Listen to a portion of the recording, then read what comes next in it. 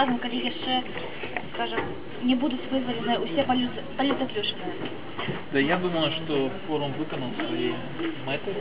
Люди утворили комитет обороны репрессованных.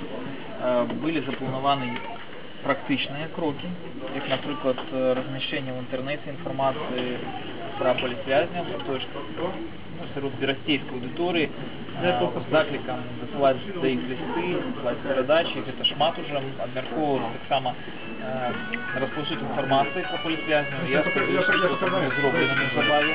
Ми розмовляли не тільки про тих політв'язнів, які зараз знаходяться за втратами, але так само і про махчимих політв'язнів, які можуть быць пасля правядзення маўклівай акцыі пратэста, пасля правядзення 8 кастрычніка, акцыі 8 кастрычніка, і размаўлялі пра тое, што палітычныя партыі, грамадскія арганізацыі палітычныя, якія тут прысутнічаюць, мусяць браць на сябе адказнасць, у тым ліку за дапамогу палітвязням і у тым ліку за тэрміновую дапамогу, калі некага там па раусах будуць развозіць і так далей, таму што наша змагання не скончана, на жаль, і пакуль гэты рэжым застаецца, і ўлада гэта пакуль што яшчэ не змянілася, таму, на жаль, я думаю, што працы у гэтага камітэта будзе яшчэ шмат. Апошнім часам улада выпусціла адзінкі палітзаключаных. Як вы лічыце, пры якіх умовах могуць быць ці большасць вызваленыя, ці агулам усе? Я думаю, што пры умовах эканамічнага крызісу, а ён у Беларусі зараз ёсць, і эканамічная сітуацыя толькі пагаршаецца, таму палітвязні ёсць вельмі вялікая верагоднасць, што сапраўды да сярэдзіны кастрычніка палітвязні ўсе будуць вызвалены. Ну і умовай іх вызвалення, безумоўна, ёсць жорсткая пазіцыя Еўрапейскага звяза і Злучаных Штатаў Амерыкі найперш. І, дзякуй Богу, зараз іх пазіцыя цвёрдая. В гэтым пытанні ўсе патрабуюць вызвалення, ніякіх эканамічных перамоў до іх вызвалення не будзе. Гэта той чыннік, які дапаможа людзям выйти на свабоду. Можа, яшчэ раз агулам, якую дапамогу можна аказаць палітвязням, калі, да прыкладу, лісты да іх не даходзяць?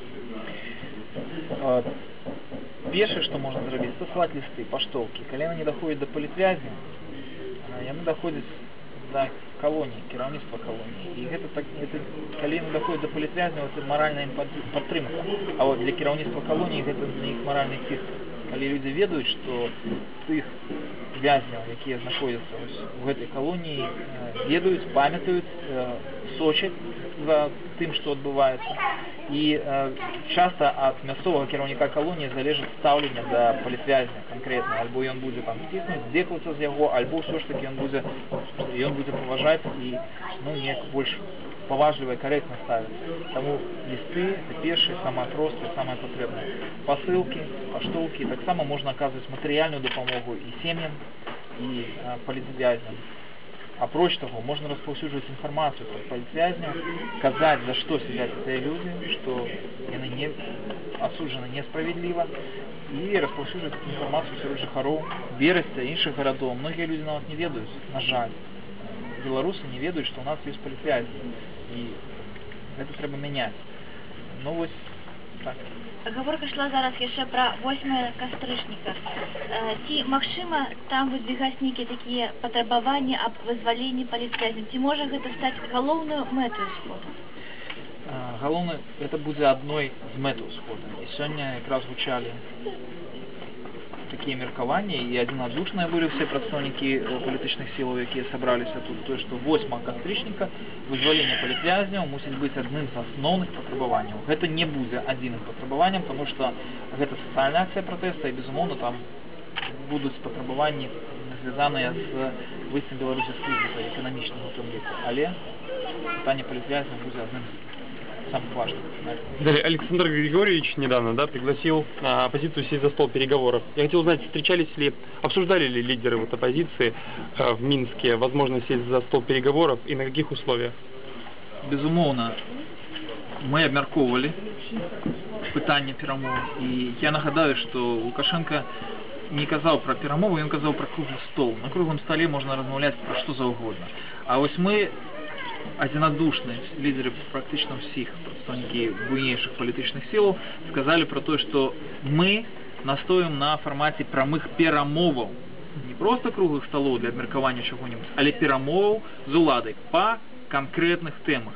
Першая из них – это свободные выборы, другая – свобода громадским организациям, політичним партіям, і третя – свобода сродкам масової інформації, неадкладныя рэформы ў гэтых галінах, ну і шэраг іншых прапаноў таксама ёсць. А перадумовай таких перамоў з'яўляецца вызваленне ўсіх палітычных вязняў. Фактычна, калі дэзавуяваць, альбо сказаць іншымі словамі, то мы прапануем перамовы наконт проведения свободных выборов и передачи влады. Смотри, а вот сейчас все оппозиционные партии, ну большинство, готовятся вот к народному сходу.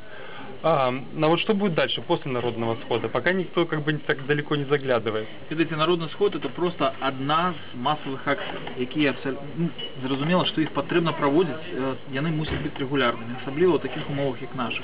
Без масових акцій це найбільш ефективний сродок комунікації, в тому ліку з людьми. Я не думаю, что вось одразу ж 8 кастрычніка радикально зменіцца ситуацию в Беларусі. Не, але гэта будзе наступны крок. Акцыя даць магчымасць сустрэцца з вялікай колькасцю людей. У нас, на жаль, зараз няма ні залаў, ні тэлебачання. Там люди могут прийти. Все желающие могут долучиться до политичных партий. Громадских организаций могут долучиться до прийняття их звороту, які будуть безумовно там пропоновані на гэтых маўклівых акціях. Ну і сыходзячы із колькасці людей, із того, яка активність будзе у людей, можна будзе планувати дальнейшие дзеянні. Такие акции, як 8 кастрычніка, яны закликаны оказывать тиск на улады. Вы ведаете, что организаторы задачей максимум ставят организацию страйка национальных.